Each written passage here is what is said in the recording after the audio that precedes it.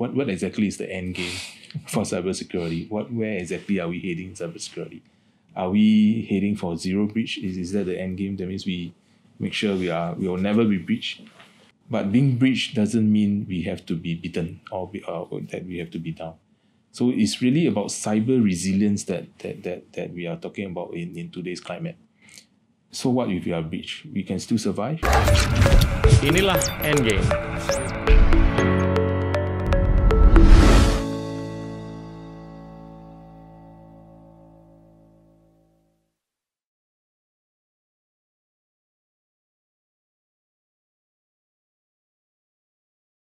Halo teman-teman, hari ini kita kedatangan Pei Yuan Wong. Beliau adalah CTO untuk IBM, untuk ASEAN, New Zealand, Australia, dan Korea. Tentunya IBM adalah salah satu perusahaan yang cukup keren untuk urusan teknologi dan lain-lain. Pei Yuan, thank you so much for coming to our show. Thank you for having me. I wanna hear a lot of things from you today, but to start off, I wanna ask you, about where you grew up and how you grew up and how you got interested in the field of cyber eventually, which is what you're doing now. Tell us. Thanks for that. Yeah, so I'm Pei Yuan. I'm a Singaporean. I grew up under the Singapore education system, which is I would say it's a good system, which brought me to where I am today. I had a degree in computer science. But since then, I also, because of circumstances and my results, I actually also managed to secure a Ministry of Defence scholarship. So after graduation from the National University of Singapore, I actually went on to DSO National Laboratories. And that's where I started my career in cybersecurity. I was working in a computer security lab doing cybersecurity research. And that is where all my career in cybersecurity, how it started. So during my DSO days, I actually managed to do a lot of things from a data security standpoint, how to secure systems, and then how systems can break as well easily. So I carry on from there. And then one thing leads to another, and I'm now with IBM as the CTO, really looking at how cybersecurity and the technologies involved and the different dimensions and facets involved can actually help corporations, enterprises, and the world at large, including consumers, to really secure their systems in the corporations as well as at home as well. Of all the sectors that have been prone or vulnerable in terms of cyber, if I read, it's mainly the financial services, right? And after that, it's the manufacturing. How do you see the treatment from a cyber, standpoint with respect to each different sector?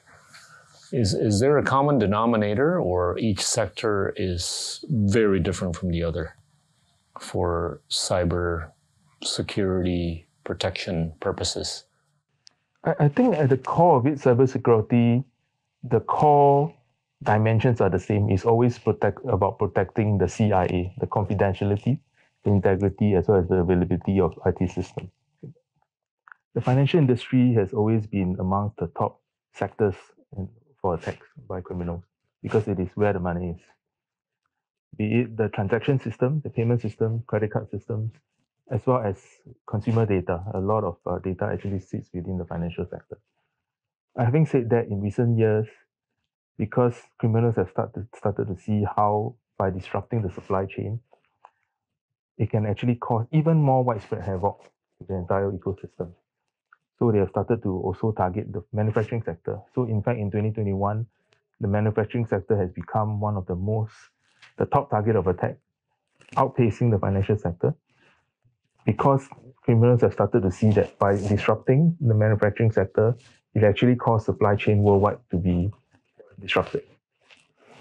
So I think, however, at the core of cybersecurity is always about protecting the confidentiality, integrity, and availability of data. So as an example of a supply chain attack that has got disrupted the world over, so sometime last year there was a attack on the US pipeline, for example. It actually caused real world impact to consumers on the ground. It has actually caused gasoline prices in US to actually increase by 10%. So by attacking the supply chain, by attacking the actual pipeline, but through the use of ransomware, it actually caused real world impact to consumers on the ground. So cybersecurity is really a real world problem that really has a widespread impact on people like you and me. It's not just on enterprises. You may hear about it in the news, but actually it has real world impact on the individual as well. You know what's amazing is that as much as you aptly pointed out, it's in the top of the minds of the criminals or the bad guys. Conversationally, it's not in the mindset of lots of leaderships of organizations. There are exceptions, but I could generalize, I think, for the most part, or for many parts, not a lot of guys out there are talking about this as a risk. You know, when you meet with them, they only talk about what numbers you're trying to achieve at the end of the year, at the end of the quarter, at the end of the semester, and stuff like that. It doesn't come out, you know, in that cyber is actually a very essential part of the day-to-day business that they need to look after and try to mitigate the risk of. Why is that, or how do we deal with that? I'm just curious. I think it really depends on the industry and that we are in. I think in a lot of the regulated industries, for example, the financial industry, I think these conversations about cybersecurity are taking place at the board level in terms of cyber risk is usually now also regarded as an operational risk that really cause and amongst the regulated industries, these are actually top of mind amongst some of these C-suite shareholders. I believe what you are referring to is across many other industries where cybersecurity is really just sort of like a course of business. Yeah. If they think about it, otherwise it will be really something that is at the back of their mind. They don't really think about it. But having said that, increasingly there are more people who are, because of breaches that has been happening. So just to cite an example, even an ice cream company, a company that is selling ice cream, because of a data breach, they actually caused millions of customers' data to be lost. And therefore, now they are very into cybersecurity because they need to regain their reputation and also and which is why they are actually asking for the right kind of cybersecurity certification from national authorities to make sure that people regain confidence in their ability to protect consumer data. This is true, for example, loyalty points and so on, where you really submit have your private data submitted to the company. So I think increasingly there are people are gaining awareness.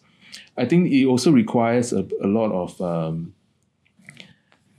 concerted effort across the board, through the government, through consumers themselves who need to be mindful. Why are they submitting certain info and data to, for example, for a lucky draw? Right. How likely is it to win that particular car versus how likely is it for you or for the data to be lost through a data breach? I think the odds are almost equal now, if not worse off, because it's a lot easier for you to lose the data than to win that lucky draw prize. So I think the good thing is that really people are more attuned to the fact that cyber breach is real. But there's more work that needs to be done across the board by many different stakeholders. I'm of the view that it's way underrated. Right? I think it needs to be brought up, at the very least conversationally. At any level of the organization. Right. And I want to ask you this because when I looked at the report, I was shocked when I saw that there would have been about 1.6 billion attacks on Indonesia alone in the year, 2020 or 2021. Right. That's a staggering number.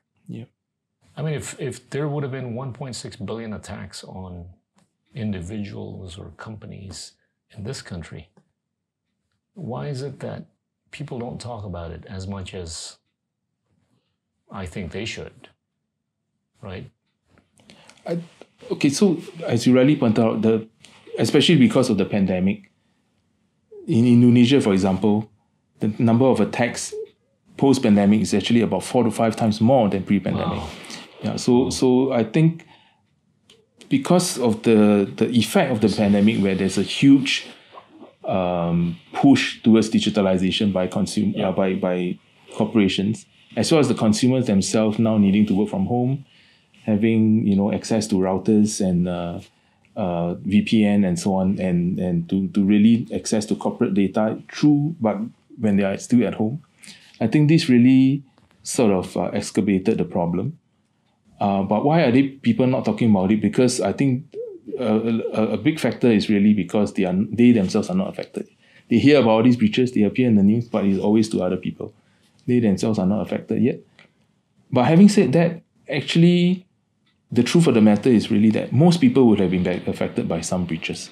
Why is that so? Because if, for example, a particular corporation has been breached and data has been leaked to cyber criminals, that data, even though is breached because of lapses in a particular corporation, but the data actually belongs to you and me.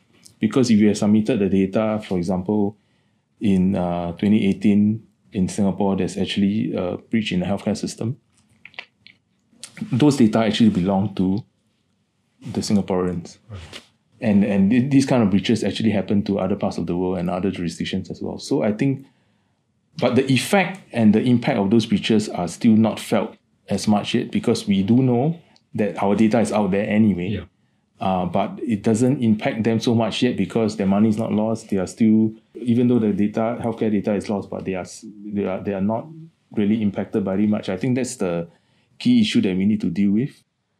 I want to follow up on, I think it's important to underline the point that the reason that it's not surfacing to the conversations of as many people as we think it should be, it's not just because the top guys don't pay premium on this as much as they should, but I think the middle and the lower people, they may not know that they would have been inflicted. Right? I wouldn't know if I might have been inflicted.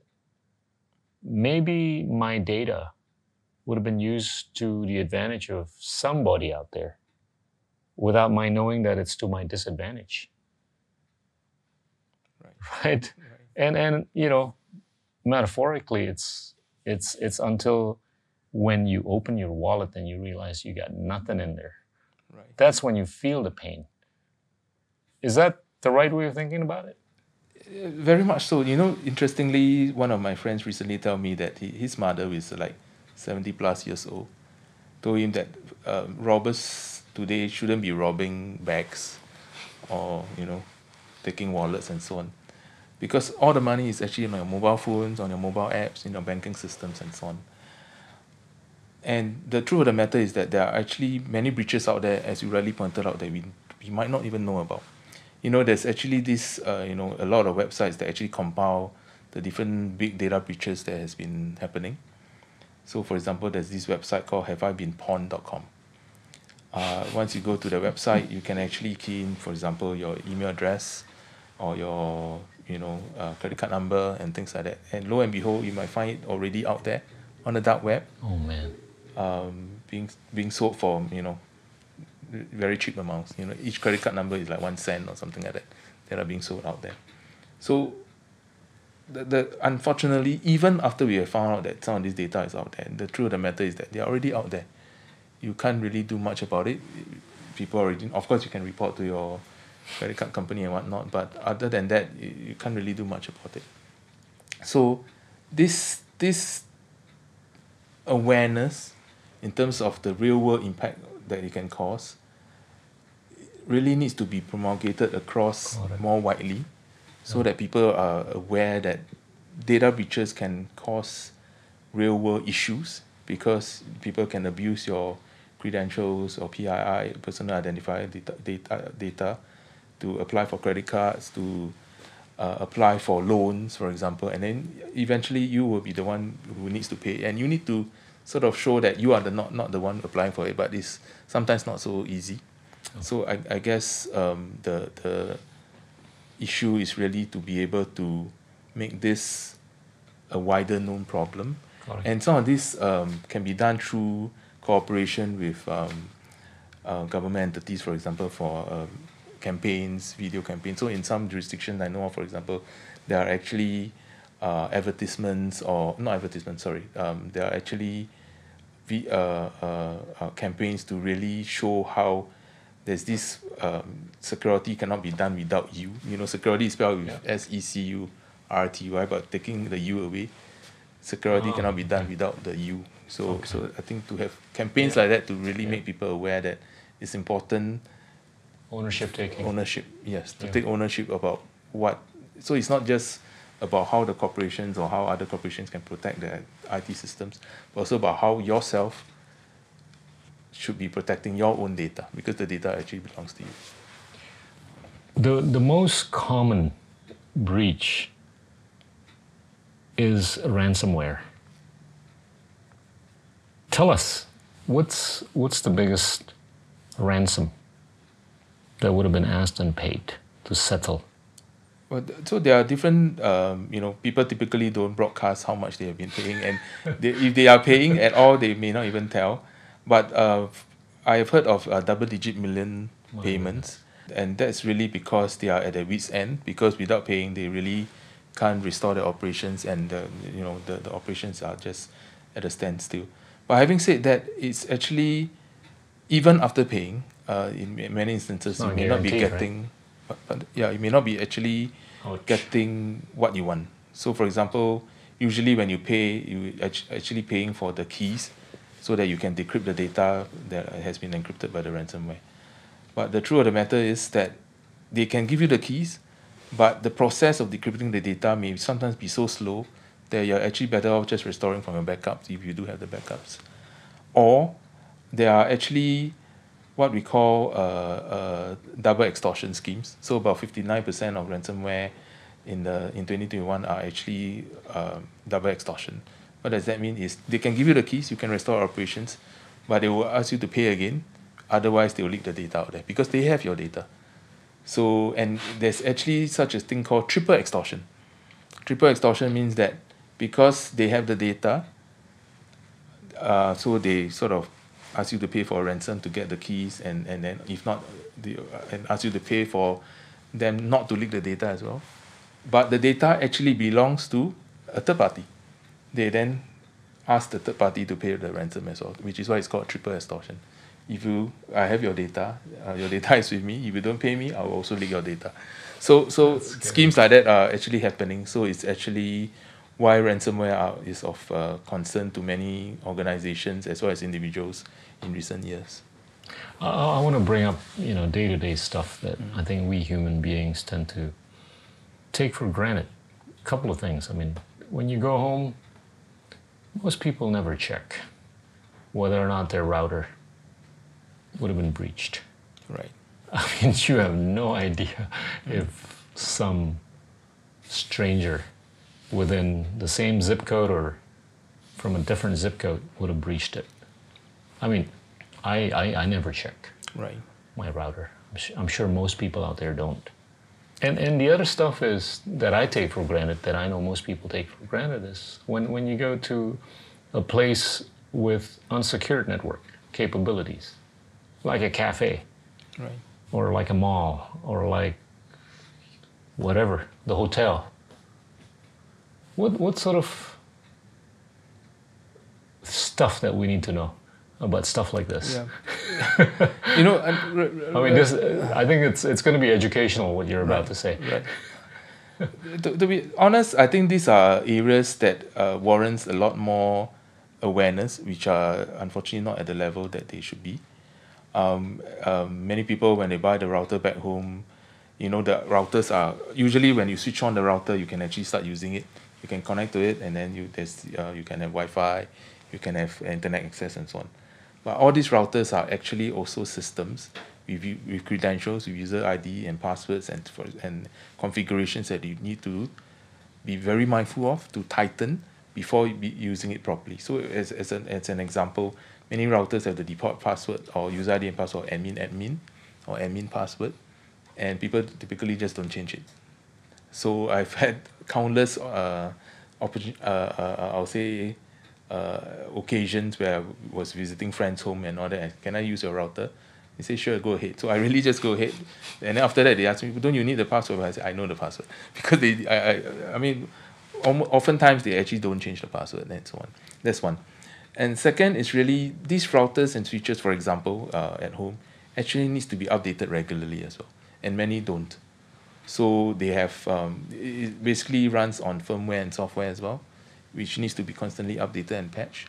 And within each of this internet connection devices, there are actually different configurations that you need to tighten to make sure that people are not using it. Or for example, you can just limit it for use for your home PC, for your mobile phone, and maybe for your children's machines, and that's it, without allowing other people to hop on. I've seen instances where some of these routers has been hacked, and you can actually then, coming back to your earlier point about cafes, for example, you can actually mimic the same, let's say it's called Cafe A, you can actually mimic the same Wi-Fi, what we call SSID as Cafe A, and people hop onto it,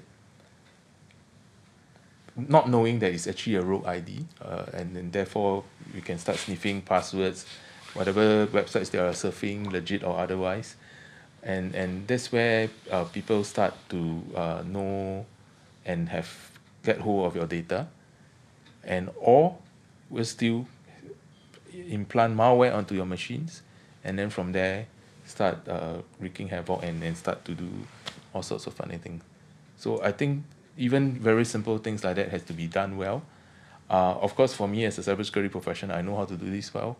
When I get a mobile phone, when I go to a cafe, I actually, even if I do use the Wi-Fi, I actually have VPN software installed so that I make sure that it's actually well secured. But as much as possible, especially when I'm in the home country, I'll use the data plan rather than, which are, well, at least arguably more secure than using Wi-Fi. So I think these are things that, again, many people, well, I would say either are not aware, or even if they are aware, they don't quite bother, so long as they get the... Because it's so convenient. Yes. To be able to get it for free. Exactly. It's okay. Yeah. Nobody's going to bother Not me. using something for anything sensitive, but not knowing that, not forgetting that they're actually using it for something something that is sensitive as well, such as banking application, for example. And that's at the individual level, right?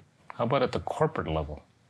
What sorts of things that people take for granted that they need to be a little bit more cautious, if not careful of, or with? So, especially with during the pandemic where a lot of people are working from home and so on. Yeah. So some of these considerations, how do we know, as we were discussing just now for consumers, but even when you connect back to your corporate office through the home router, how do we know that the router is really secure? How do you know that the connection is actually not breached? I think these are things that people has to be mindful as well. But the good thing about corporations, especially those with a good and mature security team, is really that we have this concept called zero trust, which means we trust nothing and we assume, yes, some of these things can be breached. And therefore, in every transaction and every connection that we make, we actually make sure that they are properly authenticated and verified. So even if some of these intermediaries, I would say, whether is it the router and switches or the ISPs are breached, they are the corporate resources themselves are still well protected.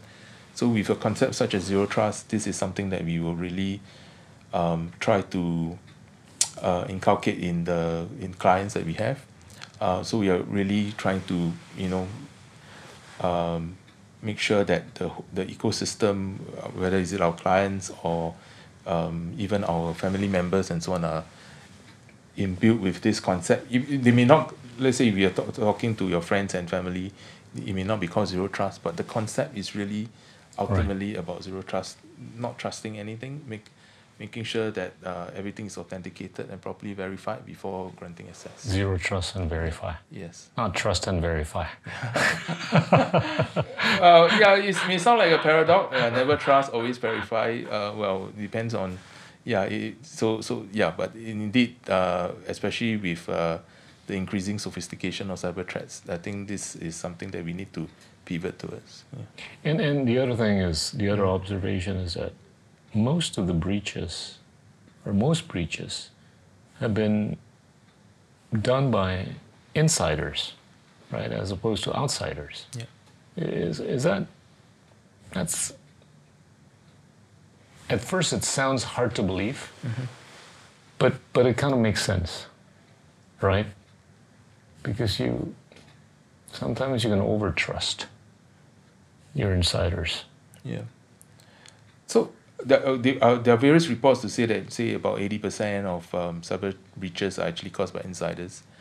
It really depends also on the interpretation as well. So ultimately, you need to become an insider in order to breach a system. In the sense that even if I'm an external attacker, I will need to breach an insider's credentials, be it the database administrator, some super admin user, the CFO or whoever, in order to breach the system, and you have to become insider.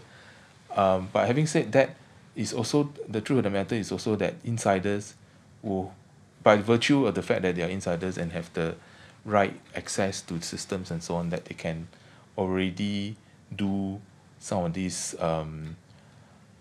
malicious activities to cause a breach. Which is why I think this concept of zero trust is needful. Yeah. Because for insiders to be able to carry out the attacks, usually because for example, for insider to transfer large sums of money to their own accounts, for example, many of these are actually anomalies. So with a proper data analytics systems put in place, and our data security measures put in place, these are actually good telltale signs that something anomalous is happening, and you can actually have applied data analytics or AI techniques onto the flow, the whole flow of how should I say, the behavior of the system as well as the individual, to really identify all these anomalies and flag out as exceptions for people to validate. So these are some of the techniques that we have been applying in many organizations, but the truth is also that it's a challenging problem, because as I mentioned earlier, to be an insider already means that you have all the right access. So to really identify the right, how should I say, to really identify anomalies across all these different kind of transactions, which can be very complicated transactions and so on. I think you were about to say whether or not there's a universal model. Yeah. I smelt that was what you were thinking about saying. Yeah. So GDPR is certainly something that many countries refer to as a good reference model, but I don't think there's a one size fit all. Yeah, every country will have its own unique circumstances, and not every aspect of GDPR is applicable to the particular jurisdiction. But at the core of it, I think data privacy is really about protecting, personal data that are very close to you and me, whether is it how much money we have in the bank, our healthcare data, what kind of drugs are we taking and so on. So it's really something that each and every individual ought to be mindful of and ought to be concerned with. Unfortunately, the truth of the matter is also that it depends on the individual. It depends on the individual, and also generally speaking, it depends on the climate and the awareness level in the different countries. There will be countries that are very mindful of and very fearful about leaking some of this data, but there will be also those that really so what if it's out there? I don't have enough money in the bank anyway. So what if people know I have $500 in the bank? I think different strokes for different folks. I don't think there's one universal model that when it comes to data privacy that applies to everyone. But back to our earlier discussion about having that awareness, I think the ramifications of having your privacy sort of abuse is something that needs a lot more attention to make people aware that from the heart, from themselves, that they should be really mindful of. I guess, to some extent it depends on the type of government that exists in the respective countries, right? And the degree to which the infrastructure is ready, right? And a few other things. And that I think is reason for why there shouldn't be any universality with respect to what sort of a framework you have. You've been quoted in the past for saying, pretty much, I'm paraphrasing here, you can get beaten down, but you can't be taken out. You just got to make sure you're not taken out, right? Explain that. Yeah. Okay, that's really at the core, and that's very close to my heart, because I think I think we discussed earlier, I started out my career day one in cybersecurity, and that's where we are mostly talking about protection, right? And also detecting threats and so on. But in recent years, especially, it is really important that we are mindful that it is really, and like this, this is called end game, right? What exactly is the end game for cybersecurity? Where exactly are we heading in cybersecurity?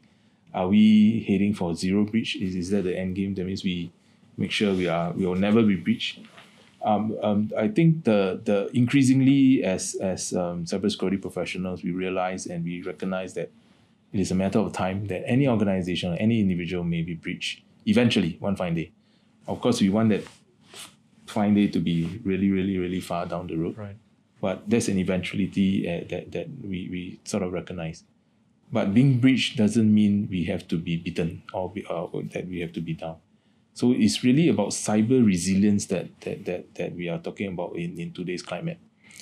So what if we are breached? We can still survive. We can still, if we are a bank, we can still dish out money. We can still deal out cash. We can recover in time. We can claw back the money in time, for example. Or if we are a manufacturing firm, the production floor can still operate.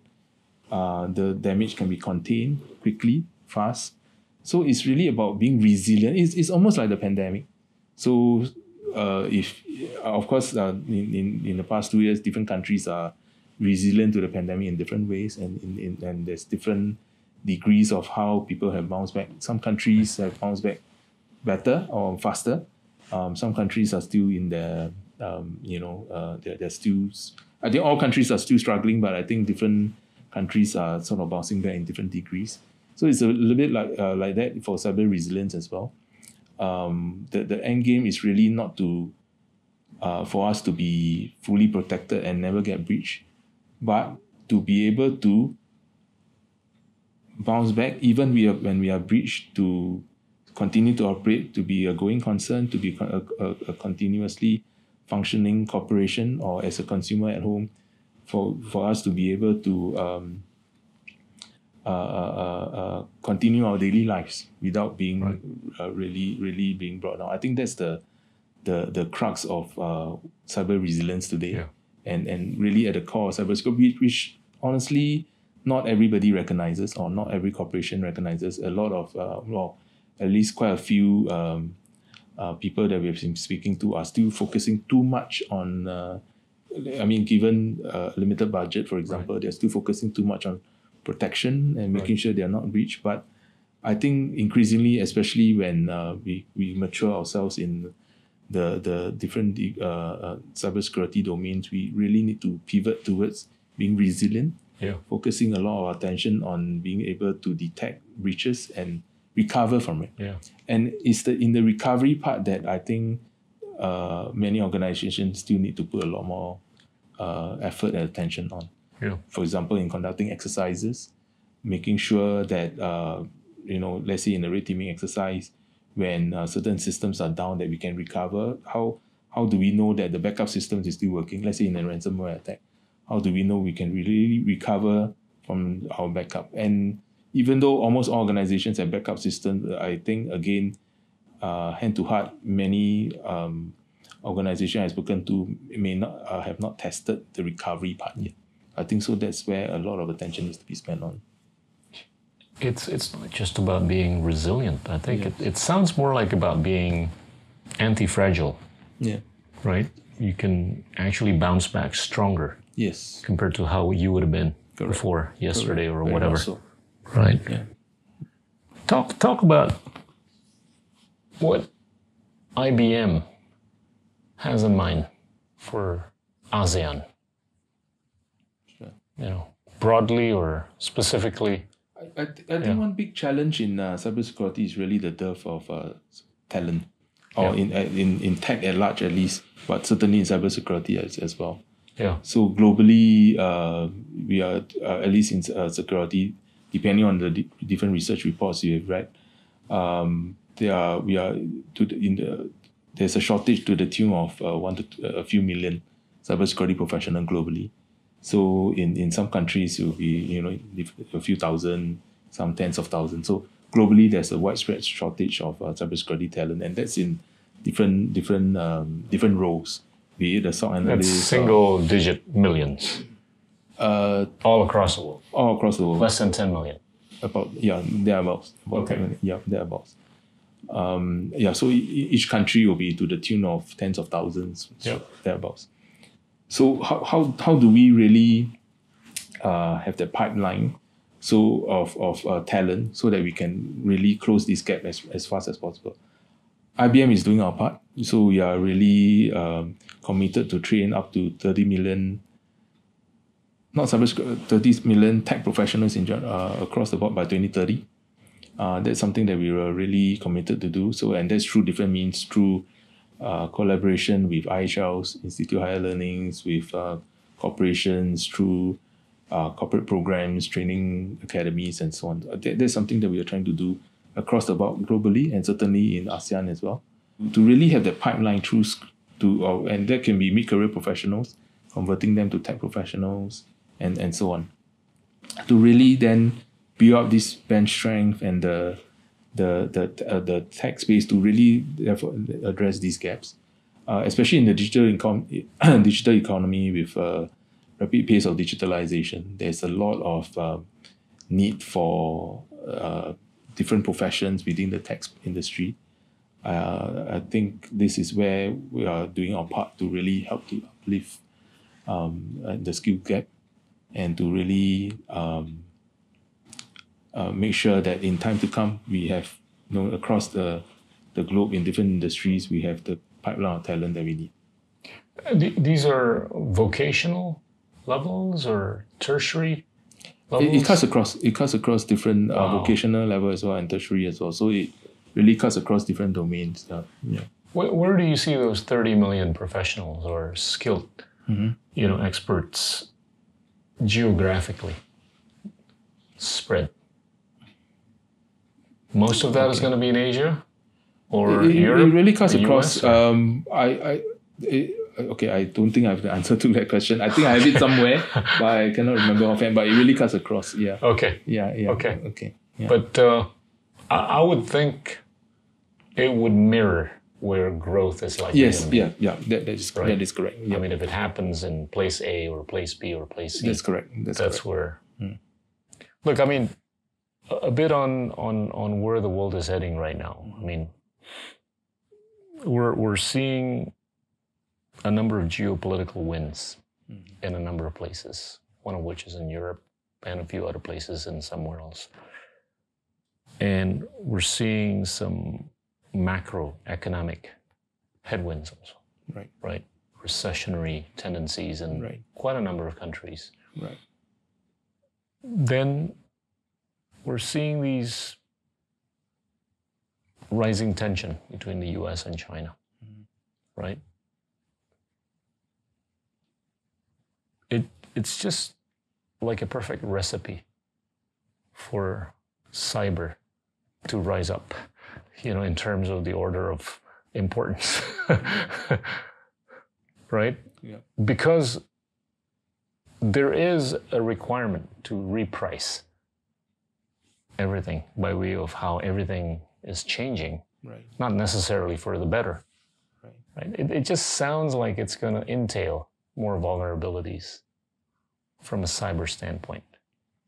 My question is not about the geopolitics, but my question is more about, is 30 million going to be enough by 2030? Well, that is something that IBM aspires to do. Yeah.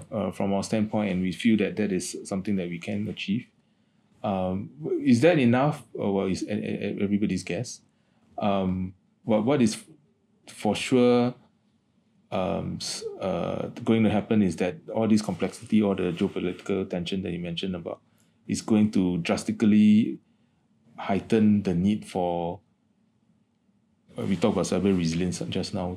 For Right. every organization and for every industry out there to be resilient to all this increased complexity and of cyber threats. And the reality is also that many of these threats are carried out by very sophisticated threat actors. They can be cyber criminals, they can be nation states, and so on. So to be able to withstand the cyber threats that are carried out, and the kind of sophistication and the kind of resources that are being pumped into that by the threat actors, it really takes the whole ecosystem of cybersecurity professionals, the government, the corporate sector, and everybody to work together in collaboration. And that's something that IBM advocates as well, for the whole entire ecosystem to work, even amongst competitors. So IBM can be a competitor to, another cybersecurity firm. But what we are trying to really encourage is an open ecosystem, Yeah. where there's a lot of collaboration, for example, through common standards and open standards, for there to be interoperability between different cybersecurity solutions and IT solutions. So that, because in the cybersecurity industry is actually quite fragmented, there are really different players. But when there's an open ecosystem with a lot of open standards and all that can interoperate with one another, it actually helps the organization to preempt cyber attacks a lot better, because technology A can talk to technology B and then make sure that threats that are identified in this particular technology flows over to a response system by another technology or by another firm. So this is really something, and IBM strongly believes that this is the way to go. We have an open ecosystem with open standards, and for the blue team to work, or I would say the blue team to work very closely amongst ourselves, because the red team, or rather the bad guys, are collaborating amongst themselves. Yeah. They're sharing, all their spoils. They're sharing how to crack into systems and all that very well amongst themselves. Yeah, and they have no inhibitions. They have no sort of laws in their mind. They are lawless, and in the first place, they can share freely. So why can't we share freely? Yeah, so that's something that we are strongly encouraging.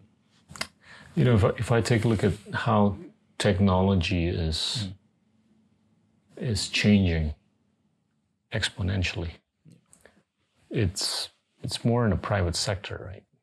It's happening in the private sector.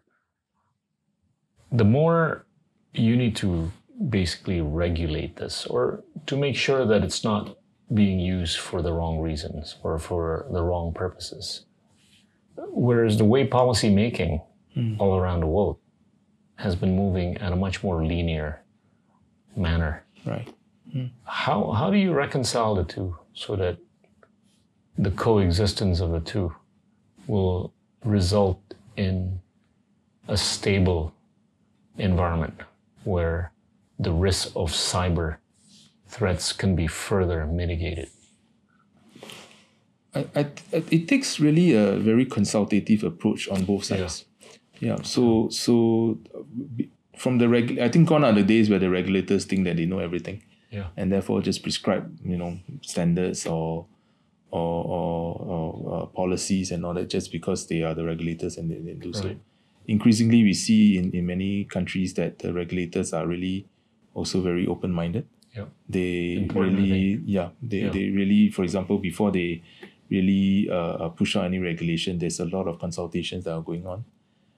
They consult the industry, the impacted parties, as well as the service providers. For example, IBM as a service provider for critical infrastructure and then our sort of cybersecurity monitoring services, for example. So there's really a lot of consultation going on by the regulations. And from the private sector standpoint, I think it's also useful. And because, as I mentioned earlier, to have this very good, open, collaborative ecosystem. So even from a private sector standpoint, I think there's a lot of opportunities for us to collaborate very well with one another through industry consortiums, industry bodies, as well as with the regulators. There are a lot of, I'll say, opportunities in different forums for both sides to work together on and collaborate on issues. I've also seen, for example, labs, laboratories that are set up it can be set up by the private sector by inviting the regulators to join, or it can be set up the other way around. And they actually work hand in hand in the labs to experiment, to try out different things, to explore whether is it new solutions and technologies or the implications of new regulations and how it impacts. And there's a lot of, I'll say, close collaboration. And that's a good thing to see. And that's really heartening to see that we are sort of converging. And I think in times to come, we will be a more close-knitted group of community, a more close-knitted community to really work together to address all these increasingly sophisticated cyber threats. Interesting. Yeah. You've talked about 2030. Yeah. Tell us what you have in mind about 2045. A lot of the kids in Indonesia, right, at least we're trying to encourage them to think long term, right? Right. But how Indonesia is going to be, how ASEAN is going to be by 2045. That's only 23 years from today. Okay. You see a much more benign picture from a cyber standpoint for ASEAN? If any, it will be as complex, if not more complex, and as treacherous, if not more treacherous. I wouldn't say, I certainly don't think it will be more benign. But what, especially from the threat landscape standpoint, by then there will be a lot more, the whole tech landscape, it will be a lot more sophisticated. So, today in any typical organization, there will be tens of thousands of different types of solutions and technologies, and each and every one of them will come with different vulnerabilities that can be exploited. By then, with the rapid migration, digitalization effort, there'll be, and now of course a big push to migrate to the cloud and so on. There will be, I think there will be more convergence in terms of the different types of technology used, and it will be less fragmented, I think. However, having said that, because of the different use cases that are brought about by different technologies like 5G, and in some countries we're talking about 6G already, there's the application of all these different technologies will mean an explosion in the types of use cases that can be exploited. That can be, I shouldn't use the word exploited in the context of cybersecurity, but they can be utilized by different consumers on the street or by corporations. There will be, so from a cybersecurity standpoint, there again, in tandem, there will be a huge explosion in terms of the attack surface, where there will be a lot more threats that can be coming and there are a lot more vulnerabilities. So certainly not more benign, but having said that, because of the collaboration and the convergence that we are seeing in the community and so on, I think things will be, from a defender standpoint, it will be a lot more harmonized. There will be more close. So, for example, from a threat intelligence sharing standpoint, I think there will be much less inhibition in terms of sharing threats with one another, even amongst competitors. I think this is what we are seeing. Yeah, correct. In some countries, for example, when it comes to threat intelligence sharing, so in some cases, we still see that people are looking at it as something that is quite private. I don't want to share with my competitor in terms of what I've been seeing. So, but in some jurisdictions, we have been emphasizing that threat intelligence is not a competitive advantage. You can always anonymize certain things that are sensitive, but to share, for example, the tactics that attackers are using, how they manage to breach the system, so that there's wider benefit for the other organizations to have early warning, to be able to detect some of these threats that are coming towards them. I think that's something that is very useful amongst the community, and increasingly we see a lot more of that. I think that is also encouraged by the formation of a lot of industry bodies. They are of like-minded professionals that come together to really share experiences and insights with one another. I think this is a good development, and we should continue to encourage that. Good. Any final messages, Pei Yuan? I think from I think the world we are living in is especially post.